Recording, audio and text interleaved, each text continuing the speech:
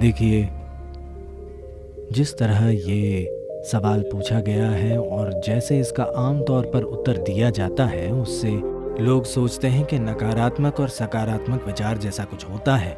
वे नकारात्मक विचारों को हटाकर सिर्फ सकारात्मक विचार रखना चाहते हैं। ऐसे लोगों से मैं बस 10-15 सेकंड का एक प्रयोग करने को कहूँगा।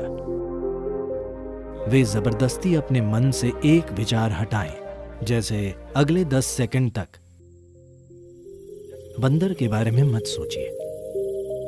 बंदर का विचार न करने की कोशिश करें।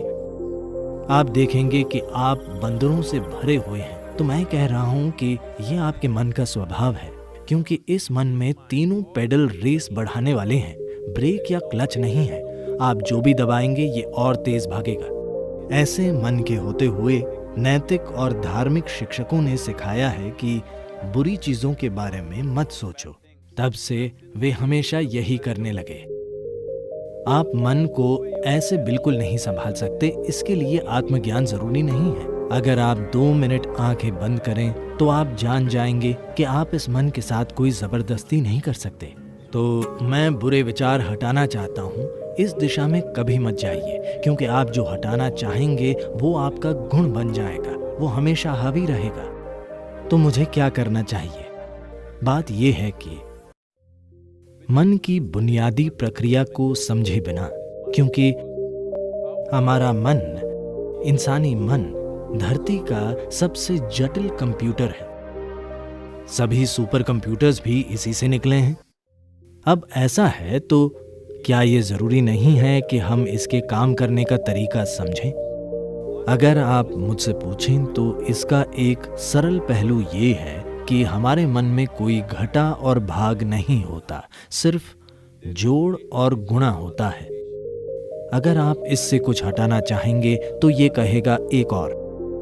अगर आप बहुत जोर देंगे तो ये कई गुना हो जाएगा। ऐसे मन में आप अच्छा और बुरा पहचान कर उन्हें हटाने की कोशिश मत कीजिए। सबसे पहले हमें ये समझना होगा This mind of yours, this body of yours is supposed to serve you. कि आपका ये मन और शरीर आपकी सेवा के लिए ही है। आपका जीवन महत्वपूर्ण है। शरीर और मन वे साधन हैं जिन्हें हमारी सेवा करनी चाहिए। अगर आप किसी गाड़ी में बैठें तो उसे वहीं जाना चाहिए जहां आप जाना चाहते हैं। अगर वो अपने हिसाब से चलने लगे तो उसका फायदा क्या है? वो सिर्फ परेशानी होगी।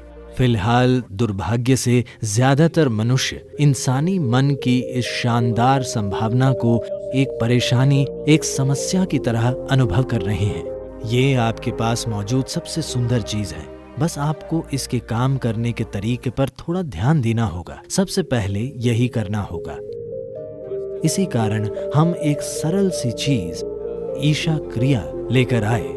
ये आपको आपकी शारीरिक और मानसिक प्रक्रिया से अलग करने के लिए है।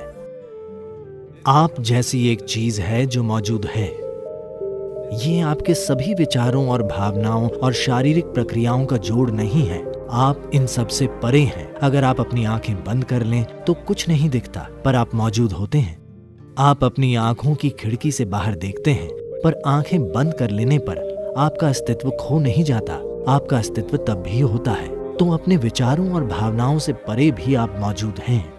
So that you, the life that you are, this has to come into your experience. तो जो जीवन आप हैं उसका अनुभव करने की जरूरत है। ऐसा क्यों है कि अपने होने के सबसे महत्वपूर्ण पहलू को आप अपने अनुभव में नहीं आने दे रहे? फिलहाल हमारे जीवन का सबसे महत्वपूर्ण पहलू है कि आप और मैं इस समय जीवित हैं। बस यही है। मैं क्या सोच रहा हूँ, आप क्या सोच रहे हैं, ये महत्वपूर्ण नहीं है। हम इस समय जिंदा हैं, यही महत्वपूर्ण है। तो ये महत्वपूर्ण है कि आप अपने भीतर बुनियादी जीवंतता पर ध्यान केंद्रित करें। तब आप देखेंगे कि आप और आपकी विचार प्रक्रिया के बीच एक दूरी आ गई है।